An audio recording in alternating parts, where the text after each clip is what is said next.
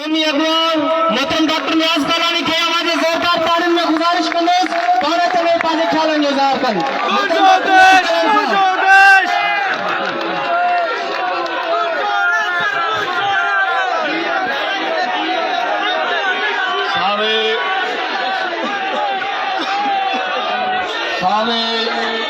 सारे शहर ते पत्थर वसाया,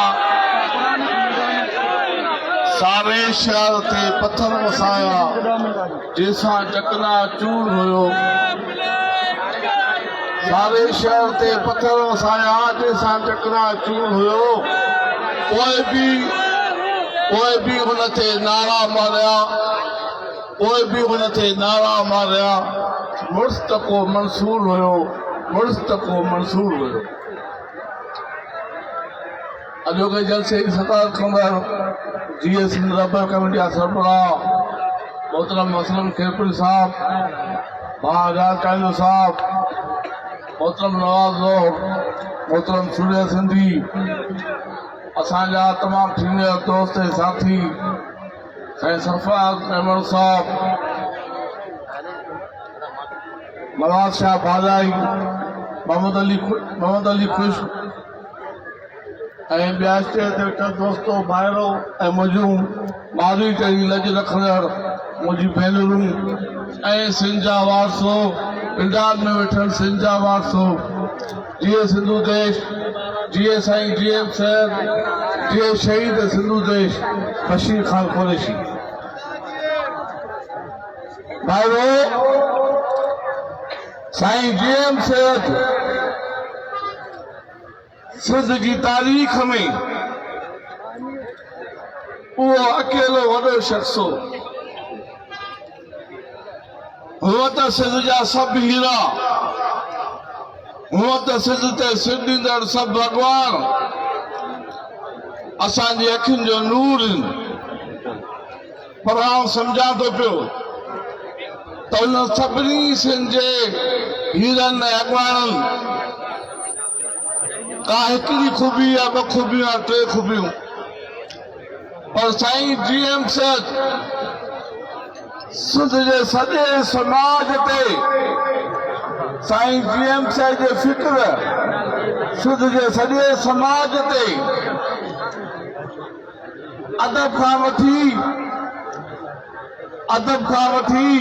वेंदे शाइरी ताईं, शाइरी खां वठी वेंदे तारीख़ ताईं, तारीख़ खां वठी वेंदे सियासत ताईं, सियासत खां वठी वेंदे मौसीक़ी ताईं को बि ज़िंदगी जो समाज जो अहिड़ो शोबो न आहे जिते साईं जीएम साहिब जो असर न रहियो हुजे। ऐं आउं सम्झां थो जेतोणीक तमामु घणा बलूंगड़ा अहिड़ा वाकई पैदा थिया आहिनि जिन साईं जीएम साहिब जी फिक्री तौर ते मुखालफ़त कई आहे, पर नवाब खैरपेश खान मरी बलूचिस्तान जे अॻवान सां जॾहिं असांजी रूबरू कचहरी थी तॾहिं हुन साईं जीएम साहिब खे हिके लफ़्ज़ में ख़िराज अक़ीदत पेश कयो। मां मरीन जो अॻवान आहियां, अताला मैंगलनि जो अॻवान आहे।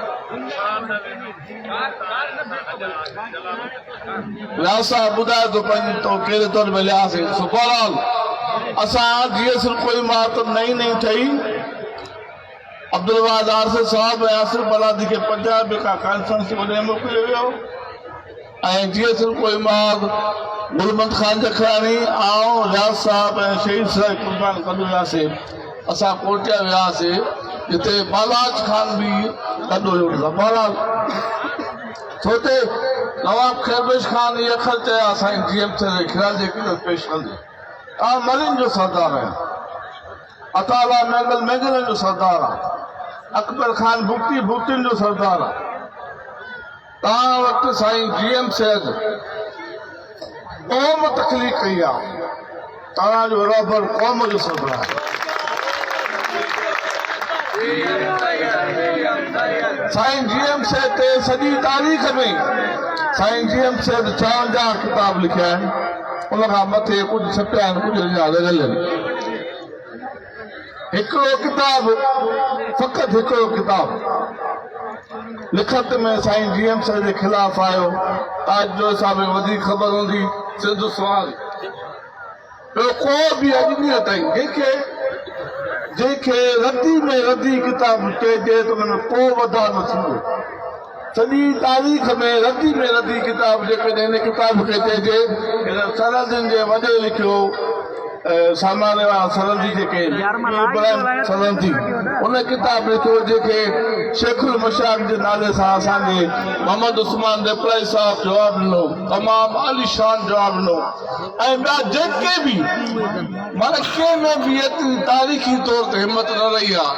साईं जीएम साहिब जा तनक़ीद निगाह तमामु घणा पैदा थिया आहिनि ठीकु आहे अकबर असांजो हिकिड़ो बुकटी हुयो रबर डाइजेस्ट में लिखंदो साईं जीएम साहिब जे ख़िलाफ़ लाड़काने में बुकटी हुयो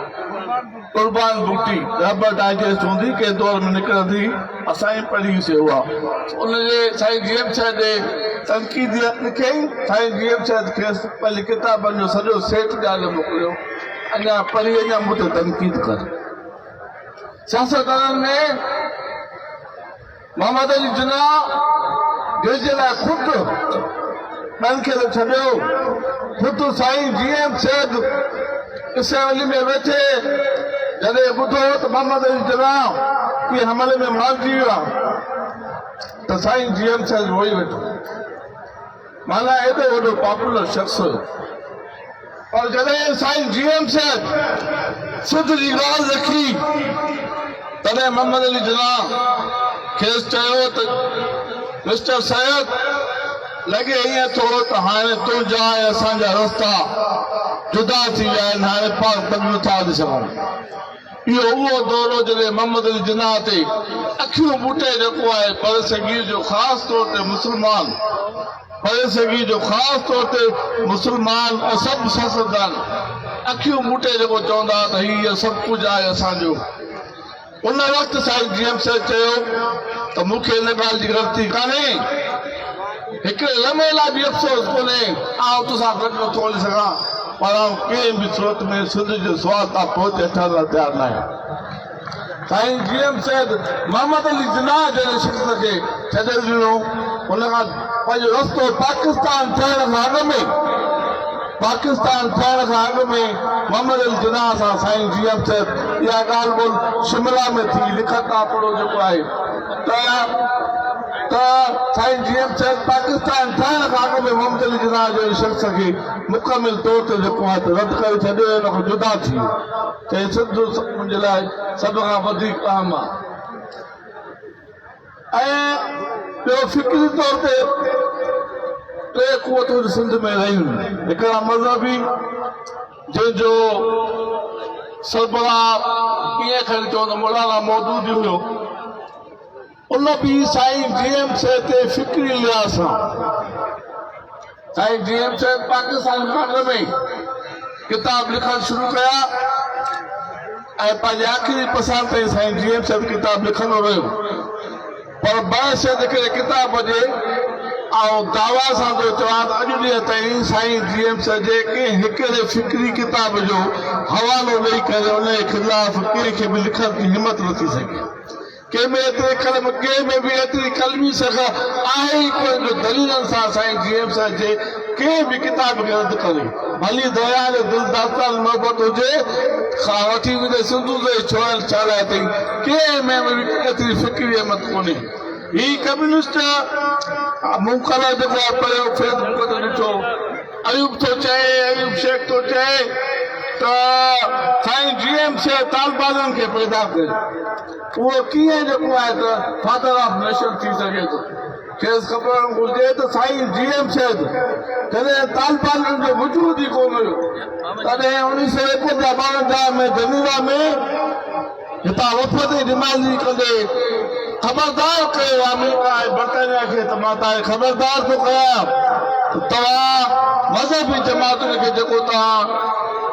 पैसो ॾोकर ॾेई ताक़तवर था कयो इहे आईंदा हली करे सॼी दुनिया जे अमन जे लाइ तबाह कुन जेको हथियार साबित थींदा इन्हनि खे तव्हांखे झलिया थो तबीअ थो कयां त तव्हां इन्हनि खे सपोर्ट करणु बंदि कयो तॾहिं कम्युनिस्ट पार्टी जे कंहिं बि अॻवान इन्हनि तालिबाननि जे ख़िलाफ़ कोन लिखियो। तॾहिं पलीजो साहिबु जेको वॾो पलीजो आहे रसूल पलीजो साहिबु उहो जना घास जो जेको मेंबर हुयो कराची में ताजो साहिब जो ख़बर हूंदी पढ़ियल आहे ताजो साहिबु जना घास जो स्क्वाड ठहियल हो मुस्लिम लीग जो उनजी जेको आहे सरबराही कंदो हू कीअं जेको आहे रसूल पलीजे खे साईं जीएम साहिब जे बराबरि कयो तारीख़ में हा ठीकु आहे मलूंगड़ा के पंहिंजी सालगिरह ते किथे किथे साईं जीएम से तनक़ीद कनि भली कनि पर उन्हनि में का बि सियासी तारीख़ी हक़ीक़त आहे ई कान तारीख़ी ऐं सियासी हक़ीक़त उन्हनि में का बि आहे ई कान हू रुगो पंहिंजो पाण खे वणाइण ख़ातिर रुगो पंहिंजो पाण खे सरकार वटि वणाइण ख़ातिर हुननि तनक़ीद कई आहे उनमें का बि हक़ीक़त कान्हे इन करे साईं जीएम सद सम्झां थो पियो सिंध जी सॼी तारीख़ में हिकु मुनफ़िद ऐं आला मक़ाम रखंदड़ शख़्स हुयो मुंहिंजी पंहिंजी हिकु मां एतिरो घणो पढ़ियल न आहियां असांजो सूर्य साहिबु चयो त असां पढ़ियल न आहियूं मूंखां सूर्य साहिब बि वधीक पढ़ियल आहे असां मिड़ई क़ौमी कारकुन आहियूं सो असां सम्झूं था त साईं जीएम शहद तारीख़ जो तमामु वॾो शइ हिते अॻ में असांजो दोस्त ऐलान करियो त मां तकीर मुख़्तसिर कजोसि हुनजो ऐलान जी अयास खिले थो न ताज मां भरम रखां थो तमामु मुख़्तसिर ख़िताब कयां थो ऐं इजाज़त वठां पंहिंजे रबर कमेटी सरबराह खां त जेतोणीकि रबर कमेटी हिन महिल हिसो न आहियां त थोरो घणो मता असांजो न ॿुधल हुजे रबर कमेटी खे ठाहिण में उन हवाले सां जेकॾहिं असांखे इजाज़त ॾियो त पंहिंजी पार्टी तरफ़ां जेको ऐलान कयो आहे जेको ऐलान असां कयो आहे जीएस क़ौमी महाज शहीद बशीर खान तरफ़ां उनजो हिते ऐलान कया जेकर ऐलान इजाज़त हुजे त फ़ाइदो थो वठां न त ऐं ऐलान करे सघां पियो फ़ाइदो असां जीएस क़ौमी महाज शहीद बशीर खान हरू अमली तौर ते अहिड़ी वॾी पार्टी न आहियूं ॿियूं तमामु वॾियूं पार्टियूं सभु वॾियूं पार्टियूं असां 5 नवंबर खां वठी 20 दिसंबर ताईं 5 नवंबर खां वठी 20 दिसंबर ताईं 4 तमामु वॾा शानदार पंहिंजी हाल आहे असां हुन में शानदार चवंदासीं असांजो हक़ आहे बाक़ी जेकी जंहिंजी जहिड़ी मर्ज़ी उहो शानदार चए या न चए असां शानदार रैलियूं कढियूं रोशो फिरोज़ तदोलार ऐं काज़ी अहमद तव्हां ॾिठो हूंदो त उन में ॻाढ़ो झंडो उन रेलियुनि में ॻाढ़ो झंडो उन रेलियुनि में ॻाढ़े झंडे खां माण्हू एतिरा परेशान थिया जेको 25 दिसंबर ते जीअं हमरा पंहिंजी सालगिरह कई आहे न मोहम्मद अली जिन्नाह जी बि सालगिरह ॾींहुं जेको आहे 25 दिसंबर उन बदबख़्त जो ॾींहुं बि 25 दिसंबर मूंखे कंहिं दोस्त चयो मां किथे तकीर कई त मां 25 दिसंबर जेके बि ॾिया सभु मार पेंशन दुश्मन जेको आहे मोहम्मद अली जिन्नाह बि आहे ऐं हुन नाले में नथो खणण चाहियां उल्टी ईंदी आहे आसे सां त मूंखे उल्टी ईंदी आहे ऐं हुनखे तारीफ़ थो कयां त मूंखे उल्टी बि ईंदी आहे त बहरहाल उहो नतीजो काइदे धंधे खां एॾो रोकता में वञो असां हुन बि 4 दरसा कया वञो असां हेॾी वॾी पार्टी 4 दरसा करिया हीअ जेके कल्ह थोरो नज़र नोड़ो ग्रुप हेॾी वॾी ॻाल्हि करे विया परेशान थी वियो पर 13 दिसंबर ते सॼी सिंध में जाम कल्चर डे ते सॼी सिंध में सभु क़ौम परस्त कारकुन क़ौमी कारकुन जॻह आहिनि त सॼी सिंधी क़ौम वटि हथ में झंडो कहिड़ो ॻाढ़ो झंडो सॼी सिंधी क़ौम वटि झंडो कहिड़ो उहो फ़क़्ति ॻाढ़ो झंडो उन ते असां कोशिशि कयूं था असां दोस्तनि खे अर्ज़ु बि कंदासीं त महिरबानी करे इन ॻाढ़े झंडे में जिस कम शहीद बशीर खान न लिखायो जीएस महाज न लिखायो मुंहिंजो अर्ज़ु आहे वधीक राज आयो जिस कम अब्दुल आसिफ साहिब न लिखायो जेका तव्हांजी पार्टी आहे जीएस तारीख़ न लिखायो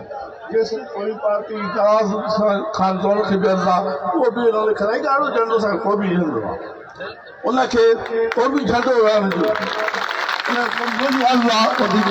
मालिक आयो हर पार्टी पंहिंजो पाण ख़ुदि मुख्तियार आहे सॼी सिंध ॻाढ़ो झंडो खयो बग़ैर कंहिं पार्टी फ़र्क़ जे सॼी सिंध में बि कंहिं बि पार्टी जो हुकुमरान हुजनि या हुकुमरान जो छाड़ता हुजनि कंहिं बि पार्टी जो झंडो सिंध जे माण्हुनि जे हथ में न हो फ़क़ति ॻाढ़ो झंडो माना नुमाइंदगी थी सॼे सिंध चई न ही था चवनि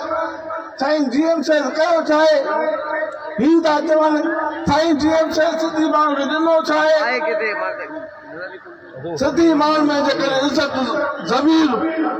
उहो जेके पैदा थियो आहे तंहिंमें साईं जीएम साहिब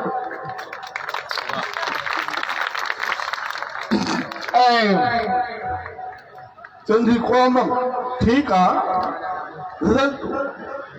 इलेक्शन में जीअं सिंध तक़रीबन मां सम्झां थो जीअं सिंध साईं जीएम साहिब जा फिकिरी पोयल इलेक्शन में न आहिनि तव्हां छा इन सॼी 23 डिसेंबर खे रेफरेंडम नथा सम्झो छा सॼी दुनिया हिन 1 डिसेंबर खे जीअं सिंध जो झंडो ही ॻाढ़ो झंडो माण्हुनि जे हथ में इहो रेफरेंडम न आहे छा सिंधी माण्हुनि जो वोट न ॾिनो आहे साईं जीएम साहिब खे त ही फिक्री रहनुमा आहे जेको सिंध जी नुमाइंदगी करे सघे हाणे मां सम्झां थो त ही के पार्टी कोशिशि कोन कई ईमानदारी सां न को असां कईसीं असां न कईसीं थी सघे त ॿियनि दोस्तनि में कोशिशि न कई हुजे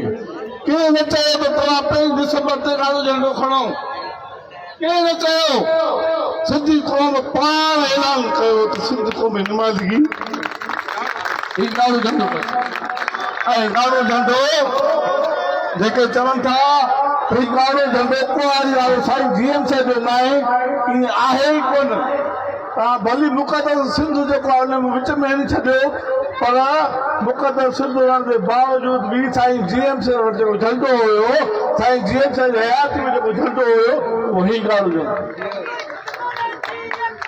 ही ॻाढ़ो झंडो साईं जीएम साहिब वटि ही ॻाढ़ो झंडो हुयो तंहिंजे करे असां वटि बि कुआरी वारो ॻाढ़ो झंडो उहो क़ौमी झंडो आहे साईं जीएम साहिब ठीकु आहे लिखियो बि अथई साईं जीएम साहिब त वॾो अज़ीम हुयो हुन लिखियो बि आहे त झंडा जमायतूं पार्टियूं उहे ठाहिबियूं मक़सद हासिल करण लाइ ठीकु आहे ईअं बि आहे पर साईं जीएम साहिब पाण जेको आहे सिंध जे क़ौमी तराने ते उथी बीहंदो बीमारी जे बावजूदि बि जेके सीनियर दोस्त वेठा आहिनि असलम खे कैलपुल भाउ सीनियर आहे ॿिया साहिब सीनियर आहे नवाज़ साहिब सीनियर आहे असांजो सूर्य सिद्दीक़ सीनियर दोस्त आहे सभिनी खे ख़बर आहे साईं सफ़ा साहिब वकील जो गवाह आहे हिन ॻाल्हियुनि जो साईं जीएम साहिब सिंध जे क़ौमी तराने ते उथी बीहंदो साईं जीएम साहिब जे भरिसां पासे सां उसे सां ॻाढ़ो झंडो हुयो कंहिं महिल बि साईं ईअं न चयो त हीउ असांजो न आहे पहिरीं महिल साईं कॾहिं न इन करे नाटक ड्रामा घणा थींदा असां इहे मुझाइण जे लाइ क़ौमी तारीख़ खे मुझाइण जे लाइ तमामु घणा नाटक थींदा तमामु घणा जेको आहे त अहिड़े क़िस्म जा गुॾड़ा जेको आहे तमामु घणा वॾा हैदर मल्हा सिंध जी तारीख़ लिखंदो हैदर मल्हा यूसुफ मीरत भली थिए हैदर मल्हा यूसुफ मीरत साली भली थिए पर खेसि ख़बर घुरिजे त वरी जेको आहे अब्दुल आसिफ सां पैदा थींदो असां में नवाज़ भाॾाई बि आहे नवाज़ ज़ौर बि आहे तमामु मालिशान था लिखनि जेके वरी सर में साइंसी बि वरी लिखी सघनि था जेके सर में साइंसी बि वरी लिखी सघनि था 7 साल खां पोइ बि टेक्स्टनामे घणो थींदो 1000 साल खां मथे गुज़री वियो आहे टेक्स्टनामे लिखण खां पोइ पर अॼु वक़्तु साबित थियो आहे 50 खां वठी सिंध जो को अहिड़ो माण्हू न आहे जेको राजादार खे हीरो न तस्लीम कंदो हुजे 1000 साल गुज़री वियो आहे तंहिंजे करे इहे आज़ी तौर ते जेके बलूंगड़ा खां परेशान थियण जी ज़रूरत न आहे आख़िर में ॿुधाइण थो चाहियां तव्हांखे जीअं सिर्फ़ु कोई मां शहीद बशीर ख़ान ठाहे थी मां तव्हांजे ॾाढो कुझु हक़ीक़तूं इतफ़ाक़नि मां कुझु ॻाल्हि कंदुसि त दोस्त चवंदा तनक़ीद था कनि असल में असांखे हाणे तनक़ीद तो हथ खयोसीं के भी गाने झंडे वाले ते तरक़ी न कबी जेके आहिनि जीअं आहिनि जहिड़ा आहिनि असांजा आहिनि पहुचाए तंहिंजे करे असां ऐलान था कयूं 21 तारीख़ ते वरी असां ही ॻाढ़ो झंडो 21 तारीख़ ते वरी असां ही ॻाढ़ो झंडो ओलो बाईपास ते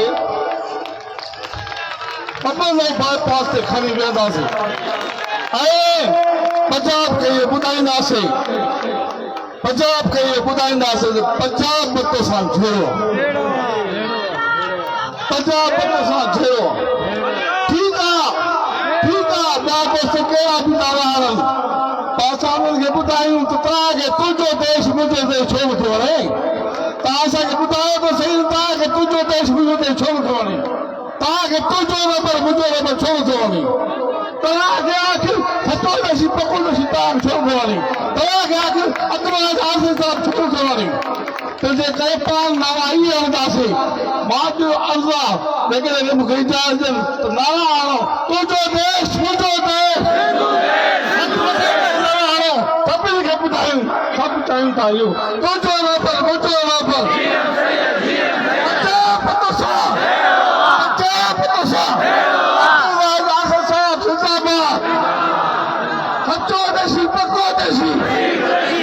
सचो देसी पको देसी